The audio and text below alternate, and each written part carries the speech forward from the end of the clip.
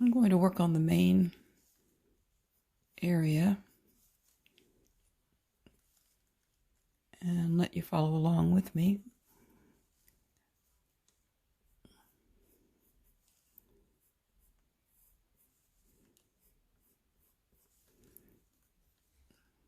As you'll hear from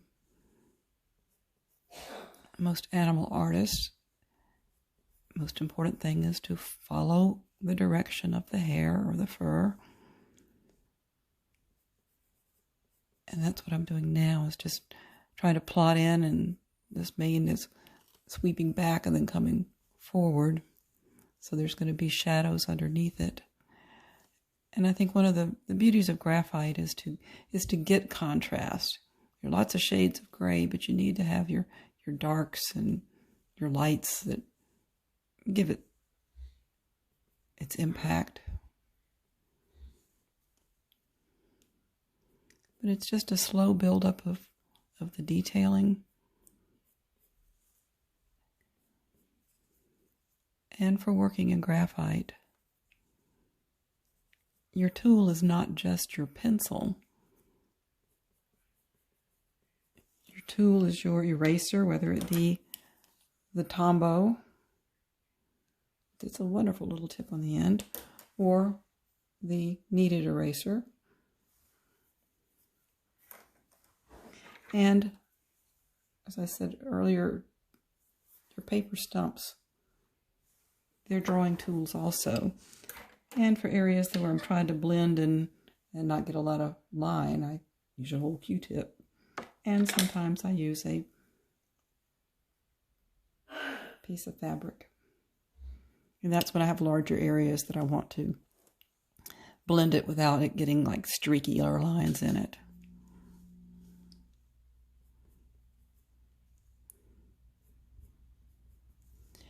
And typically as I work, I find that I'll plot things in, but for me is then to blend the graphite. That was probably one of the hardest things I did in transitioning into doing color pencil. Is so much of the color pencil is, I have the tendency to put it on there that I want to blend it in. Well, that's not how it works. You just have to build it up. So actually doing my color pencil techniques has actually improved my graphite techniques.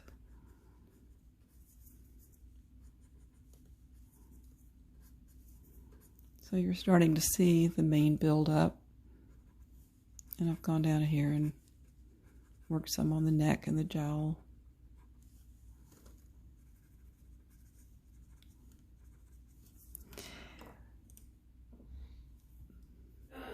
I used to have to use exclusively the kneaded eraser and bring it down to a little point, and it didn't give you easily the effect you wanted. The Tombow was a wonderful discovery that actually I learned through color pencil.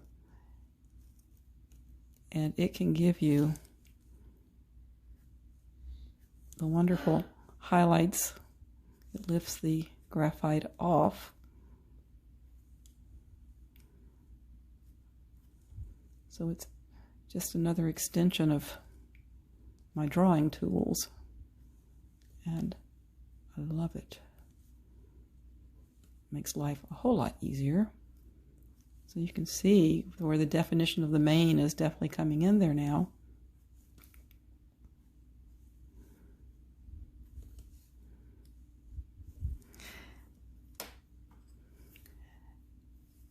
Another strategy that's different for me, I see so many of the color pencil artists will actually take an area and just complete it as they go. I mean, in absolute beautiful detail.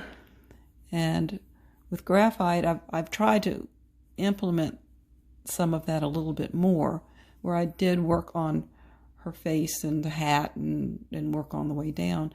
But I find I have to skip and bring things and maybe go from there to here and then bring them up and meet in the middle to work my shadowing.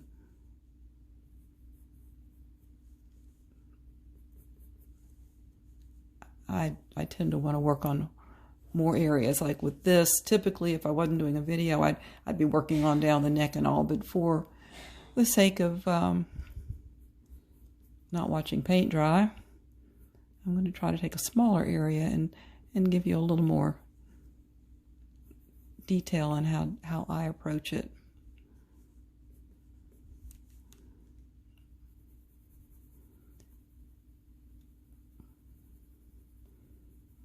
I tend to work with a lighter pressure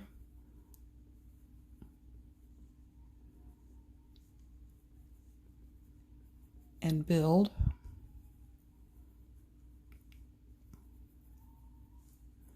I also tend to, I'm using the HB right now, which is sort of a middle of the road hardness and darkness.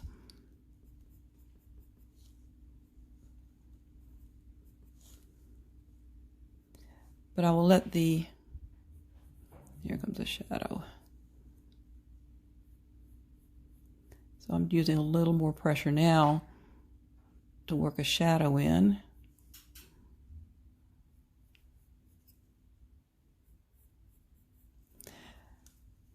But more often than not, and a lot of this stuff I'll go back over anyway, but I let the gradation of the graphite lead itself put in my darker.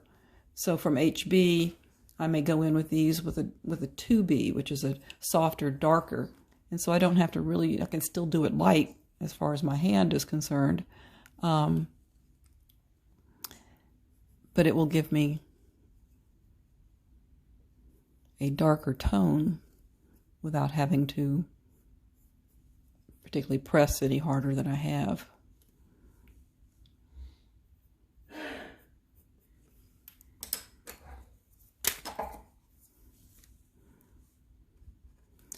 This stump is called 1/4.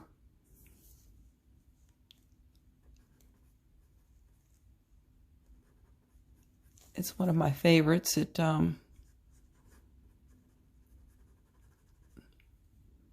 My drawings tend to be, these are 8 by 10s, so the details are small, and this allows me to get in there just like the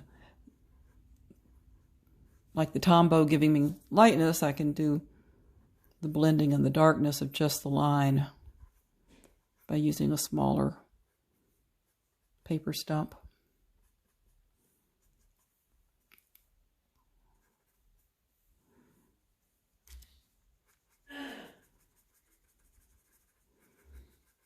And I really don't ever let graphite just sit on the surface. I always blend.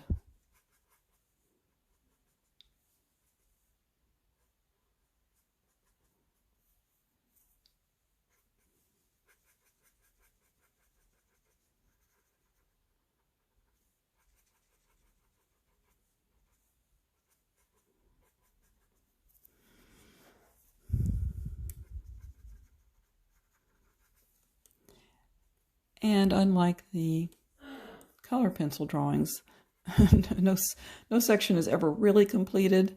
It's like I will do a lot, but I'm probably going to be going back and tweaking some of this here. Of course, I haven't gone down to the shank of the bit and all, but you know, I'll see things and I'll go back and maybe adjust something on her face or her shirt, or adjusting shadows. So as I get this in, it may look like, oh, well, that shadow needs to be darker now in relationship.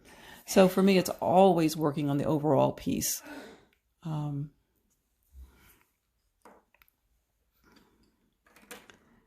moving up a bit, I'm going from the HB to the B, which is a little bit just darker naturally. And there's some shadows that come in around here.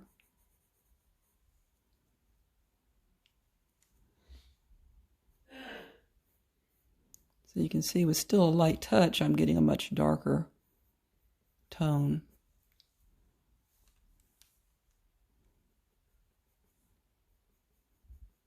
And that's what will happen as I'm drawing. I'll see tones and like, oh, okay, this needs to be a little bit darker than it was. And as things become more defined, so I've put a little here and then I see, yeah, there's a little more muscle that needs definition here, and just softly put it in. And there's more darkness here.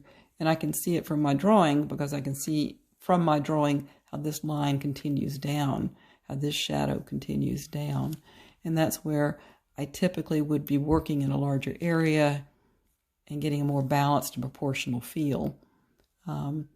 This is going to be interesting going down here because, again, I've got more shadows coming down with mane and all, and that's going to be fun.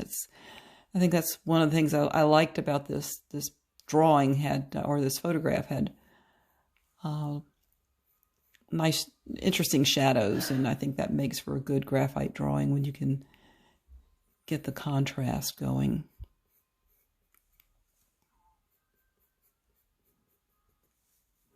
I haven't completed this section of the sleeve, and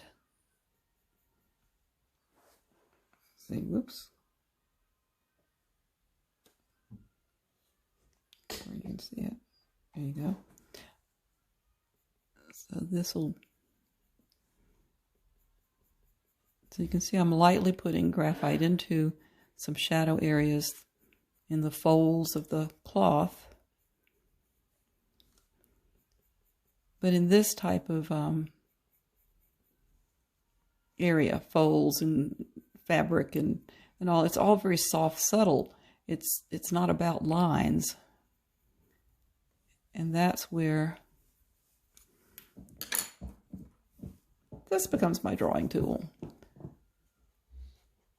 So with a little graphite laid down, I can go in there and create the shadow of the fold.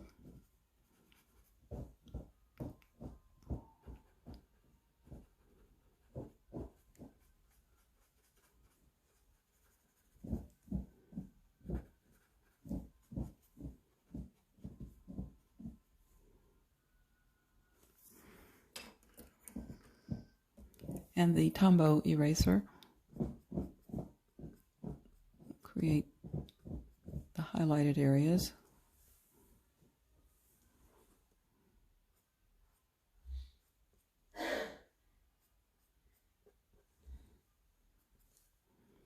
And again, with a photo of this questionable quality, artistic license to follow it as the reference, but also create my own interpretation or art out of it.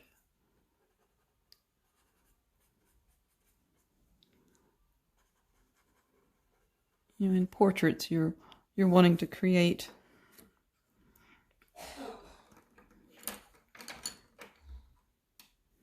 something more exacting. But when you're just creating for your own pleasure, you can use the old artistic license for putting in and taking out elements that you want, don't want, how you want them. And this is another tool I didn't mention, the mechanical. It's a 0.5, I have a 0.7, and I have a 0.9. I don't use the 9 quite as much, but for getting into details, the mechanical pencils are wonderful because they hold their point. You don't lose a point in there. You can really get some detailed shapes in there very nicely. And if you use them softly, then you can use them for filling in other areas. So I do use the mechanical pencil quite a bit.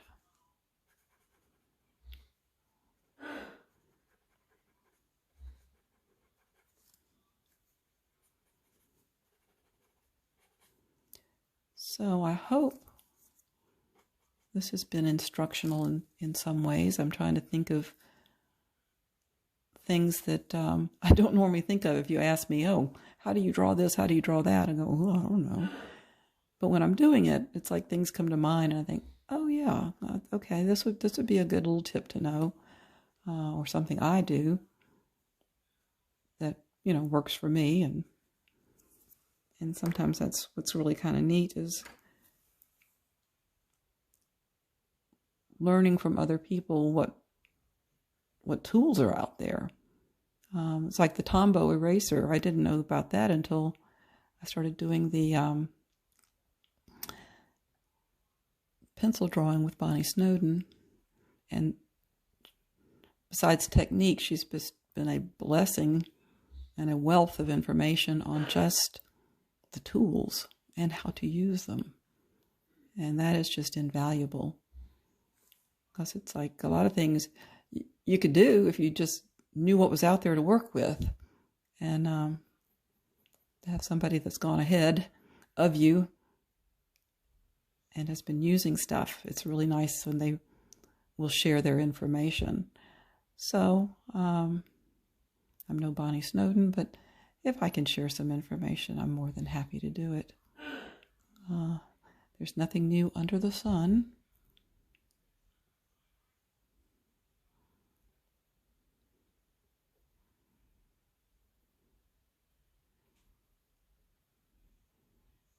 So just like in kindergarten, we have to learn how to share.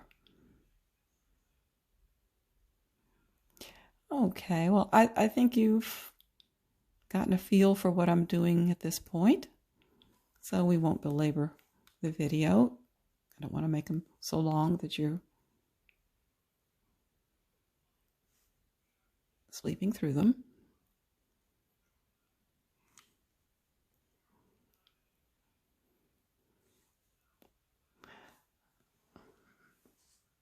Like my helper is doing underneath my desk.